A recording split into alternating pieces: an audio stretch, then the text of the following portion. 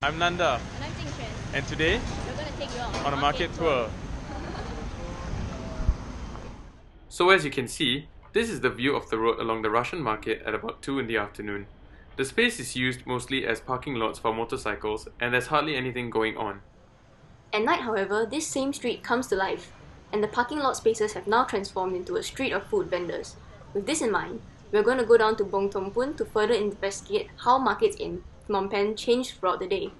We've linked up with Moza, and now we're going to take a walk through Bong Tom Pun Market, which is just outside Phnom Penh's central area. The people who visit this market are mostly locals from around the area, and you hardly see any foreigners visiting this market.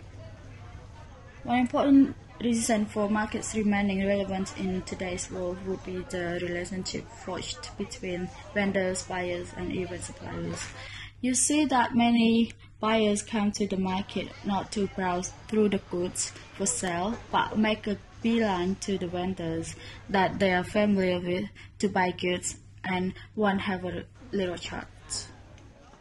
Another interesting observation is that this market runs through a residential area with many vendors either staying in the houses or renting the spaces outside them to set up their stalls.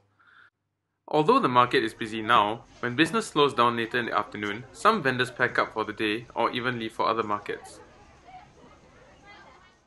So the time now is 4 PM and immediately we notice a sharp decline in activity. We were jostling through the crowd earlier, but now there isn't even a crowd. Like we mentioned earlier, some of the vendors pack up after lunch and head elsewhere. So then what happens to the vacant spaces left behind? That's a good question. I'm actually not sure myself. Let's continue walking to see what they've done with the vacant spaces. Oh, here's one right away. It looks like the vendors have taken up these empty lots to have a quick tea time chat. Perhaps now with the absence of buyers in the afternoon, vendors are now free to strike up conversations with one another. On the other hand, those who own houses have retreated into their homes. Now let's see what else we can find. In Bun Tong Pun Market, we see many kids given free rein to wander around the area. For these kids, the market is sort of like their playground until their parents enroll them into an English school. So as you can see, this is just one example of how functions of markets in Phnom Penh change throughout the day. Each and every market has its own unique personality. This personality is shaped by the different spaces and times of day.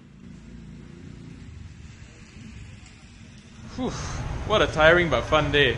Yeah, we learned so much at the markets. There's so much going on. It's a lot more than just a place of buying and trading goods. Yeah. So next time when you come to the market, you know what to look for. Yeah. Bye-bye.